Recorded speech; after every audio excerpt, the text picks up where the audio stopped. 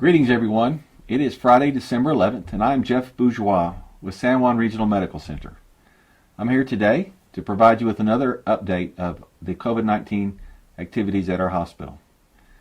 However, today first I'd like to make you aware of an innovation and a new program that we initiated way back in April at the beginning of this pandemic. The COVID-19 pandemic has resulted in many changes how healthcare providers deliver care.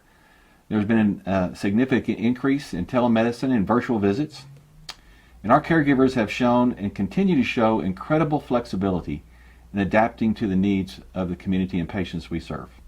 One tremendous such example of this is our COVID to Home service. This service provides patients with COVID-19 positive results or suspected positive or even negative results but symptomatic with coordinated care and close monitoring. To date, we have provided care to more than 770 patients through our COVID home service since April. This program has served patients exceptionally well and is now being replicated by others across the state. We are extremely proud of the work that has been done by this great team of caregivers. I would like to thank everyone on the COVID home team for their work and foresight to implement this program early on at the beginning of the pandemic.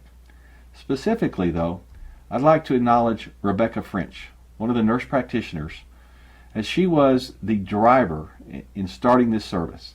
She had the foresight early on to know how this program could be important in helping meet the needs of the many patients we would be seeing in the weeks and months ahead. The work of our COVID home team has helped many patients feel secure by having their symptoms monitored at home and feel safe. And it has helped others whose illness is progressing by encouraging them to come to the hospital and seek a higher level of care. If you would like more information about our COVID to Home service, I encourage you to go to the COVID-19 Resources section of our website at sanjuanregional.com to learn more. Earlier this week, on December 9th, the Department of Health issued a new public health order. This order placed a temporary restriction on non-essential surgical procedures at acute care hospitals. This order is effective beginning today, Friday, December 11th, through January 4th of 2021. So what does this mean, non-essential surgical procedures? It includes those surgeries that can be delayed for 3 months without creating undue risk to the patient's health. That's the wording in the order, and let me see if I can try to offer some explanations and examples for you. If an individual or patient who is scheduled to have an orthopedic surgery, and upon review by the surgeon and other members of our clinical team, it is determined that a delay in that particular case or surgery would not pose a health risk, that surgery will be delayed.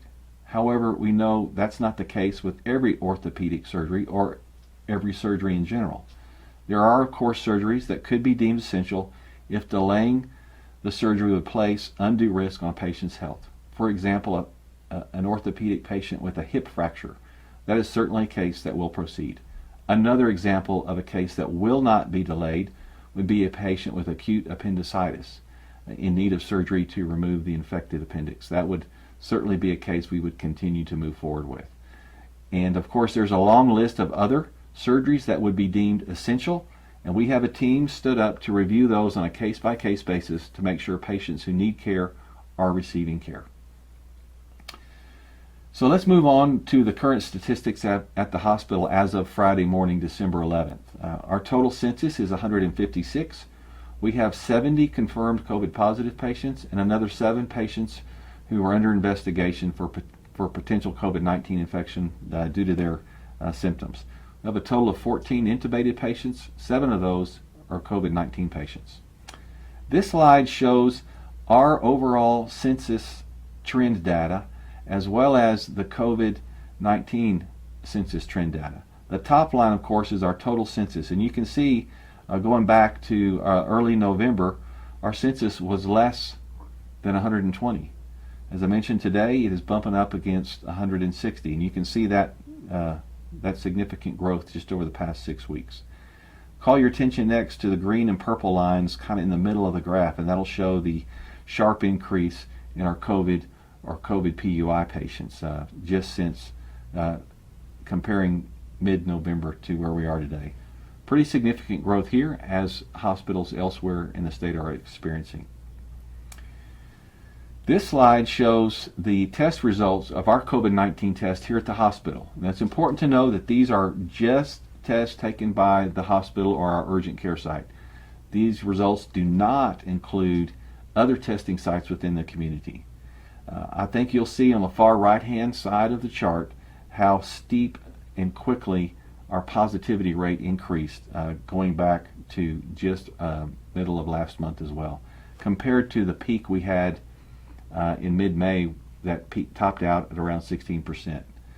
The green line is the rolling 7-day average, and the red line is the rolling 14-day average. And you can still see we're well above 20% in both cases. So a rolling 7 or 14-day average in excess of 20% for tests taken within San Juan Regional Medical Center locations. A very high positivity rate, and again much higher than we experienced back in May at the peak of the first wave. So in closing, I'd just like to thank you all again for your support of San Juan Regional Medical Center, and specifically for those of you who've reached out to offer words of support and encouragement for our caregivers. They are working exceptionally hard under very difficult circumstances, whether they are on the COVID floor or elsewhere in the hospital. This pandemic has stretched the ability of our healthcare system statewide, and caregivers are being called upon day in and day out to do an exceptional level of work.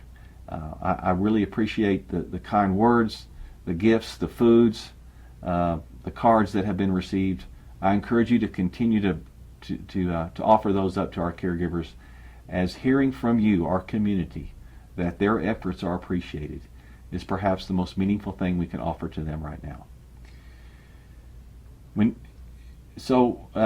Please encourage you to do that if you can. Also, as always, continue to practice COVID safe practices. Wear a mask, wash your hands, and socially distance.